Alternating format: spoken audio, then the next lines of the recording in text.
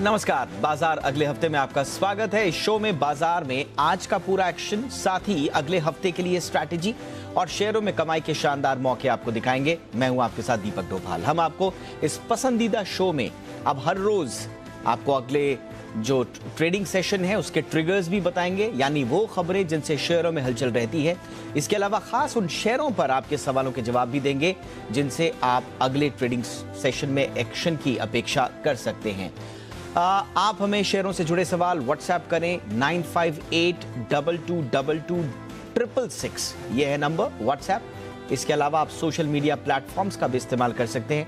Facebook पर अगर आप हैं @ZBusiness ऑनलाइन और ट्विटर पर अगर आप हैं तो हमारा हैंडल @ZBusiness पर अपने सवाल हमें भेज सकते हैं। और हाँ, हैशटैग अगर आप इस्तेमाल करना चाहें तो हैशटैग बाजार आज और कल, ये है हैशटैग हमारा, जिसे लिखना ना भूलें।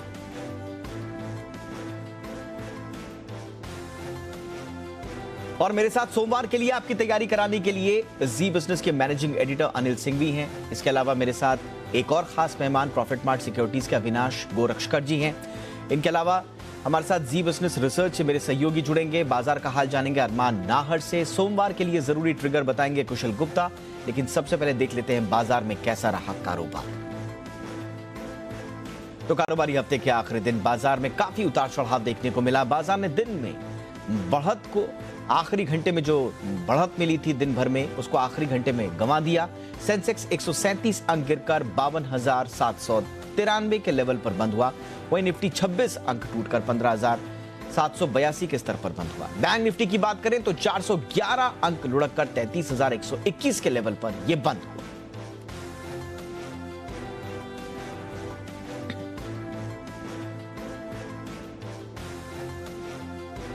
और आइए अब रुक करेंगे बाजार पर एडिटर स्टेक का। जी बिजनेस के मैनेजिंग एडिटर अनिल सिंह भी बता रहे हैं बाजार अच्छी तेजी के बाद भी आखिर क्यों फिसल गया। बड़े दिनों बाद भारतीय बाजार में आज गैप से बाजार ऊपर की तरफ खुलते हुए दिखे। 16,000 के बेहद करीब निफ्टी पर और बैंक निफ्टी पर भी अच्छी मजबूती के साथ 33,900 के आसपास मजबूती रही लगभग पूरे दिन भर, अच्छी तेजी के साथ। और जितनी बार बाजार नीचे आए उतनी बार वापस चढ़कर ऊपर भी आते दिखे, यानी कि खरीदारी का मूड माहौल बिल्कुल फर्स्ट क्लास। 2 बजे अचानक से बाजार में फिर तेज बिकवाली होती दिखी, और क्यों पता नहीं, क्योंकि डाउ फ्यूचर्स मजबूत 200 पॉइंट के साथ ट्रेड करते हुए मजबूती के साथ, नैस्डैक फ्यूचर्स 200 पॉइंट ऊपर, यूरोप में मजबूती, कहीं कोई और खराबी नहीं, लेकिन उसके बावजूद तेज बिकवाली ऊपरी स्तरों से बाजार में होती दिखी। बिकवाली ऐसी कि 16,083 का हाई बनाने के बाद निफ्टी 15,800 के भी नीचे फिसला, यानी कि ऊपरी स्तरों से 300 पॉइंट निफ्टी निकल गया और बैंक निफ्टी लगभग 1000 पॉइंट गिरता हुआ नजर आया। और ऐसे में पूरे के पूरे गेंस गंवाकर हफ्ते के आखिरी दिन भी बाजार कमजोरी के साथ बंद होते हुए नजर आए। नुकसान भले आपको छोटा दिख रहा हो कि अरे निफ्टी तो 30-40 पॉइंट ही गिरा है, लेकिन ऊपरी स्तरों से 300 पॉइंट गिरना, और वो भी ऐसे दिन जब बाकी सारे संकेत मजबूती के हों, मार्केट ओवरसोल्ड हो, एफआईआईज की इंडेक्स लॉन्ग पोजीशन एकदम कम हो, ग्लोबल संकेत अच्छे हों, हफ्ते के आखिरी दिन भी आप ऊपर ठहर न पाए, फिसल जाएं, ये थोड़ी चिंता की बात तो जरूर है। हालांकि बढ़ने वाले शेयरों की संख्या जो सुबह काफी मजबूत थी, बाजार बंद होते होते थोड़ी कम वो भी होती दिखी, लेकिन कह सकते हैं कॉन्फिडेंस की कमी। और आमतौर पर जो आप देखते हैं ना कि मंदी के बाजार में जब कोई बड़ा उछाल पहली बार आता है तो उस उछाल में ट्रेडर्स बिकवाली करने के बारे में, अपनी पोजीशन कम करने के बारे में सोचते हैं, और आज बिल्कुल वैसा ही हुआ। और बैंक निफ्टी की कमजोरी क्लोजिंग तो बेहद कमजोर, बेहद खराब मानी जाएगी। तो ये था एडिटर स्टेक। और अब शुक्रवार के बाजार का पूरा एक्शन बताने के लिए हमारे साथ मौजूद है अरमान नाहर। बताइए अरमान। पूरे हफ्ते हमें मार्केट में अच्छा खासा पैनिक देखने के लिए और सेल ऑफ देखने के लिए मिला। हालांकि जो आज के जो मार्केट थे, शुरुआत अच्छी करी, और अगर बीच में देखेंगे, बीच में भी मार्केट अच्छा खासा उछाल ले रहा था, पर जैसे ही ऊपरी स्तरों पे आया वहां पर अच्छी खासा दबाव देखा और अंत में आते आते नेगेटिव में क्लोज हुआ। अगर आप टॉप निफ्टी लूजर्स की बात करेंगे तो टॉप निफ्टी लूजर्स में आपको Hindalco industries, JSW steel, Bharti Airtel, NTPC, ICICI bank आपको इस सूची में दिखेंगे जो टॉप निफ्टी लूजर्स की सूची में रहे। उसके अलावा अगर आप लूजर्स देखेंगे तो उसमें आपको हेटसन एग्रो, गुजरात नर्मदा, वैली फर्टिलाइजर्स और वेदांता जैसे स्टॉक दिखेंगे, जहां पर अच्छा खासा कट देखा गया। जो निफ्टी मेटल अगर देखेंगे तो निफ्टी मेटल में अच्छा खासा प्रेशर देखा गया। अब कौन से स्टॉक्स रहे फोकस में? एसबीआई नतीजों के चलते फोकस में रहा, हनीवेल ऑटो जिसके नतीजे काफी खराब आते हुए दिखे। अगर टाटा मोटर्स देखें, टाटा मोटर्स के भी नतीजे के कारण फोकस में रहा। पूना वाला फिनकॉर्प, मैट्रिमनी ने बहुत ही बढ़िया बायबैक प्राइस का अनाउंसमेंट करा 1150 के, जो कि मौजूदा भाव के हिसाब से लगभग 70% प्रीमियम पर था। अब टॉप निफ्टी गेनर्स कौन कौन से थे उस सूची में आपको नाम दिखेंगे। सन फार्मा, M&M, HUL और टाइटन ऐसे स्टॉक्स थे जो टॉप गेनर्स की सूची में थे। अब निफ्टी के अलावा दूसरे गेनर्स कौन कौन से थे? दूसरे गेनर्स में आपको दिखेगा PB fintech, Tata Elxsi, IFB industries, Nazara technology. जो न्यू एज कंपनीज हैं उनमें थोड़ा बहुत बहुत पिटाई हो चुकी है ऑलरेडी, तो थोड़ा बहुत उनमें आज भी उछाल देखा गया। ओवरऑल देखें अगर तो ये पूरा सप्ताह और आज का दिन भी अच्छा खासा सेल ऑफ देखना गया। हर जगह आप भले मिड कैप देखिए, स्मॉल कैप देखिए, निफ्टी देखिए, सभी जगह अच्छा खासा सेल ऑफ मार्केट में देखने को मिला। ऑलराइट, तो अब आगे बढ़ने से पहले देख लेते हैं शुक्रवार को संस्थागत निवेशकों ने कितनी खरीदारी या फिर बिकवाली की है। FIIs यानी कि विदेशी संस्थागत निवेशकों ने कैश मार्केट में करीब 3,780 करोड़ रुपए की बिकवाली की है और DIIs यानी कि घरेलू संस्थागत निवेशकों ने करीब 3,169 करोड़ रुपए की खरीदारी की है। और अब हमारे साथ खास मेहमान जुड़ चुके हैं। हमारे साथ हैं प्रॉफिट मार्ट सिक्योरिटीज के अविनाश गोरक्षकर जी, जिनसे हम जानेंगे कि कल पोजिशनल और जो सोमवार को और आने वाले समय में पोजिशनल और लॉन्ग टर्म के लिए किस शेयर में एक्शन दिखेगा। अविनाश जी, बहुत बहुत स्वागत है सर आपका। बताइए सर, सबसे पहले तो अगले हफ्ते के लिए कोई पिक आपकी जो पसंदीदा हो। दीपक, जो पोजिशनल पिक हमको पसंद है वो ऑटो सेक्टर में महिंद्रा एंड महिंद्रा रहेगा। आज भी स्टॉक काफी स्ट्रांग था और मुझे लग रहा है कि करंट प्राइस करीबन 889 है। यहाँ पे हम 8 से 10 दिन का अगर कोई टाइम फ्रेम लेता है तो यहाँ पे खरीदने की राय देंगे। यहाँ पे हमको एक 935 940 का एक मीडियम टर्म 8 से 10 दिन का टारगेट प्राइस पॉसिबल लग रहा है और यहाँ पे 864 का आप एक स्टॉप लॉस लगाइए। हमको लग रहा है कि ऑटो स्पेस में जिस प्रकार से अभी ग्रीन शूट्स दिख रहे हैं, ऑटो एक ऐसा सेक्टर है जो आपको अच्छी खासी कमाई दे सकता है। तो ये मेरी तरफ से पोजिशनल पिक है 8 to 10 डेज का। यहाँ पे स्टॉप लॉस 864 और टारगेट 940। जरा ओवरऑल मार्केट का आप हाल बताइए सर। जिस तरह की हमने देखा कि बिकवाली का दौर चल रहा है, अब आगे चाल किस तरह की देखते हैं? कब तक, आज तो चलते चलते फिसल गया, अब संभलने के कोई आसार? दीपक, मुझे लग रहा है कि मार्केट्स अभी एक थोड़े समय के लिए नेगेटिव बायस से ही चलेंगे, क्योंकि आज हमने देखा कि सुबह मार्केट बहुत ही अच्छी तरह से गैप अप ओपनिंग कर दी। दोपहर तक सब कुछ ठीक था। 2 बजे के बाद बिकवाली शुरू हुई और जो भी गेन सुबह के थे वो पूरी तरह से नेगेट हो गए। तो ये बात हमको क्लियरली दिखती है कि मार्केट में स्ट्रेंथ नहीं है, ऊपरी लेवल पे रेजिस्टेंस है और 2-3 ऐसे नेगेटिव फैक्टर्स है, जैसे कि डॉलर इंडेक्स अभी भी 20 साल की ऊंचाई पे चल रहा है। तो ये जब तक ऊंचाई पे चलेगा, डॉलर एप्रिशिएट होगा, रुपया वीक होगा और FIs पैसा निकालेंगे। दूसरी बात, इन्फ्लेशन का फिकर अभी काफी सिग्निफिकेंट है। अभी भी पूरा इम्पैक्ट कॉर्पोरेट्स के नंबर्स पे आया नहीं है और मुझे लग रहा है कि जिस प्रकार के FI फ्लोज अभी हो रहे हैं, अगर यही तरीके से पैसा बाहर निकलते गया तो डेफिनेटली मार्केट को थोड़ा चलने के लिए थोड़ा समय लगेगा। तो इंडेक्स के पॉइंट ऑफ व्यू से हम अभी भी थोड़ा सा एक नेगेटिव बायस से ही काम करेंगे। आपको स्टॉक स्पेसिफिक अप्रोच यूज करना है। अच्छी कंपनीज में आप निवेश करिए, थोड़ा सा लंबा समय के लिए टाइम फ्रेम रखिए, क्योंकि इस समय आपको अच्छी कंपनीज अच्छे डिस्काउंटेड प्राइसेस पे मिल रही है।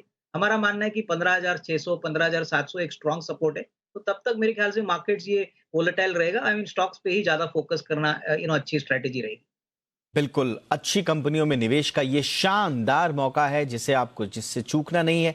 लेकिन सर, स्टॉक कौन सा? लॉन्ग टर्म स्ट्रैटेजी आपने बोली, तो एक लॉन्ग टर्म पिक आपकी जहां पर अभी निवेश करें और भूल जाएं।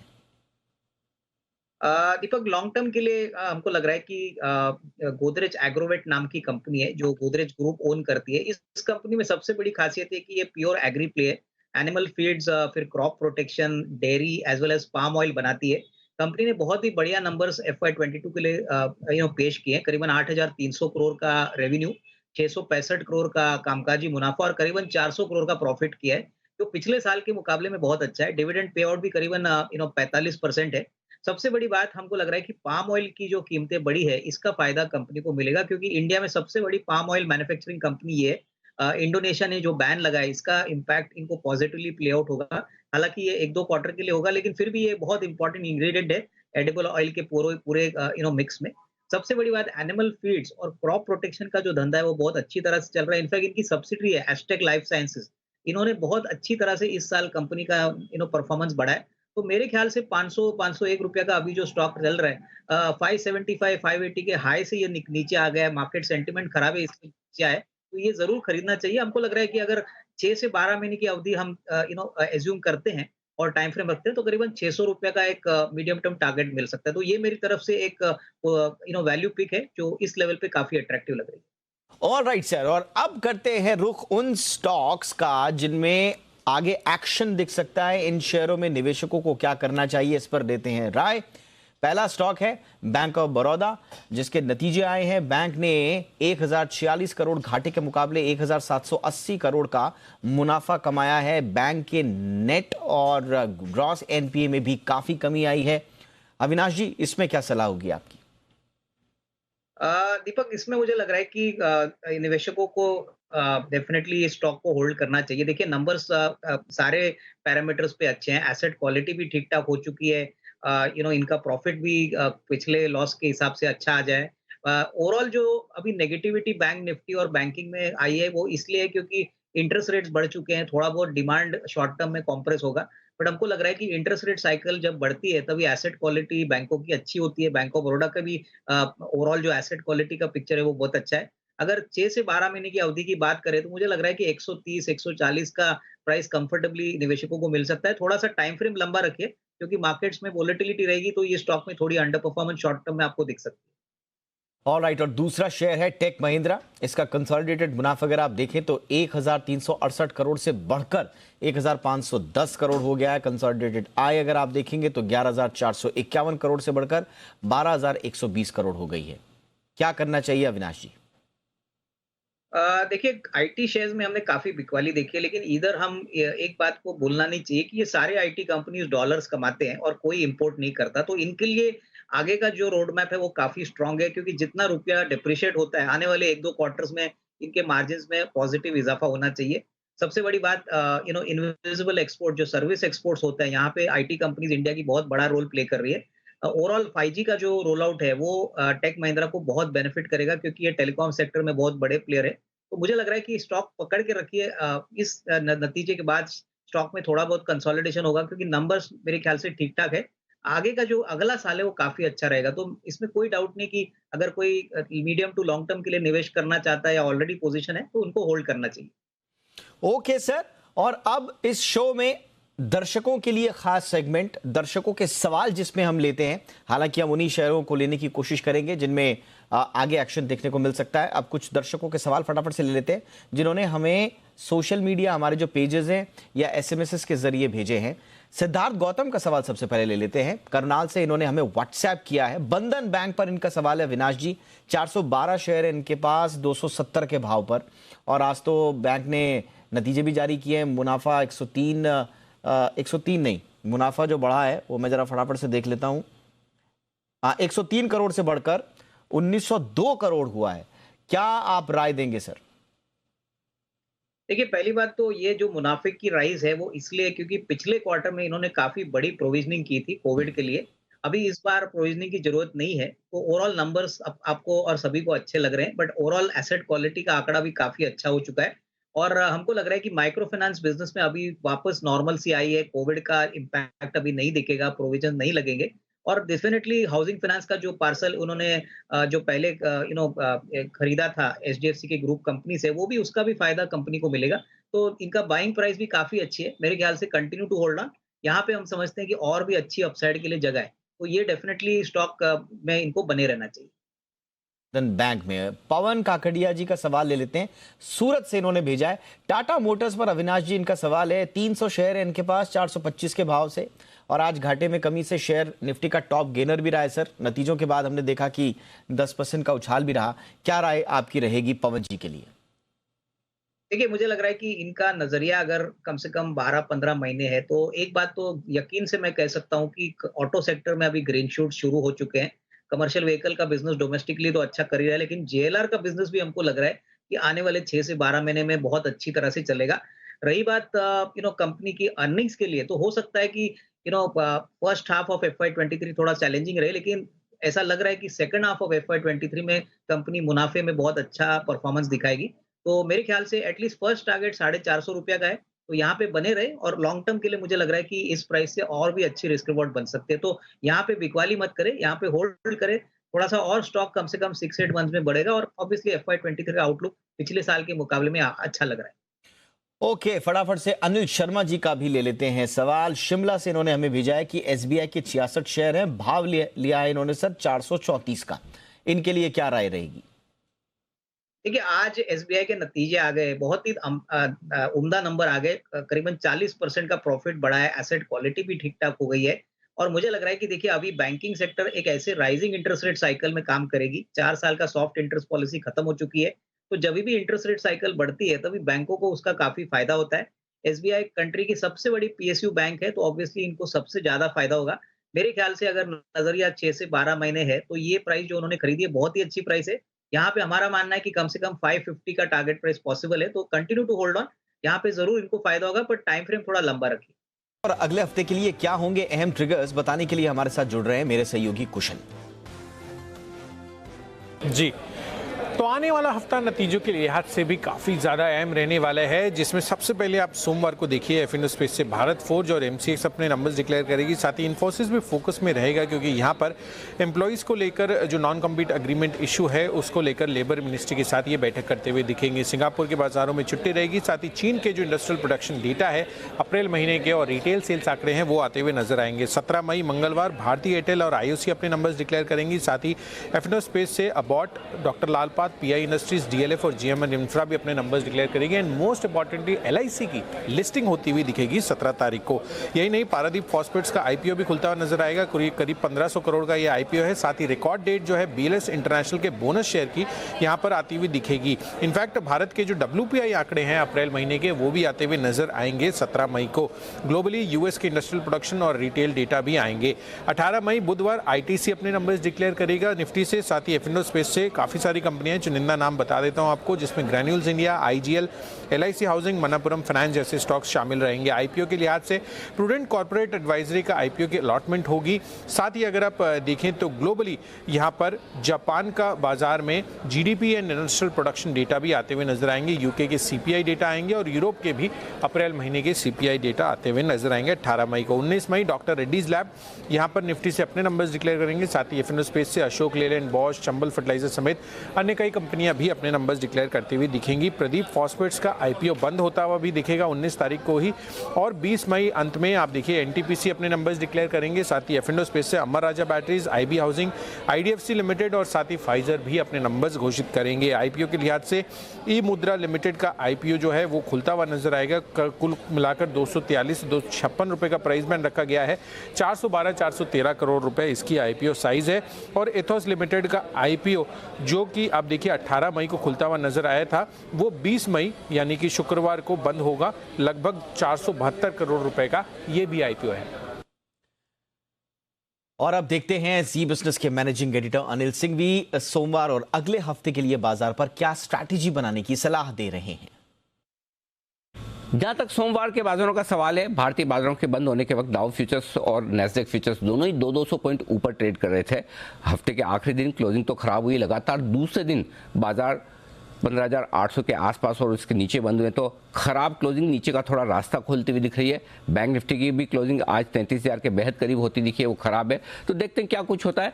अब जो सपोर्ट के तौर पर बाजार में नजर आ रहा है वो है 15,550 से 15,675, 15,550, 15,675, ये है वो रेंज जो सोमवार के लिए आपके लिए सपोर्ट का काम करेगी। और ऊपरी स्तरों पर 16,000, 16,100 रुकावट की होगी आपके लिए जगह। बैंक निफ्टी का जहां तक सवाल है, अब सपोर्ट सीधा छोटा सा एक सपोर्ट है 32,850 के आसपास, इसके ठीक नीचे 32,150, 32,200 अगले सपोर्ट के तौर पर काम करेगा, जो कि 8 मार्च के लोज हैं जो बैंक निफ्टी ने अभी तक तोड़े नहीं हैं, वहां तक जा सकता है। ऊपरी स्तर पर बैंक निफ्टी में भी वही है 34,000 को पार करना अब मुश्किल होगा, वहां पर आपके लिए बड़ी रुकावट की जगह है। तो ओवरऑल माहौल कमजोरी का है। एक ही चीज बाजार का मूड बदल सकती है कि अगर अमेरिकी बाजारों में वीकेंड पर एक बढ़िया तेजी बन जाए, रिकवरी हो जाए, जो कि काफी दिनों से वहां ड्यू भी है, काफी कमजोरी और काफी उतार चढ़ाव हो भी रहा है, तो वो एक मजबूत ओपनिंग दे सकती है। अदरवाइज ज्यादातर संकेत बाजारों के लिए क्लोजिंग बेसिस पर कमजोरी के आते दिख रहे हैं। ऐसे में एफआईज की बिकवाली का आंकड़ा,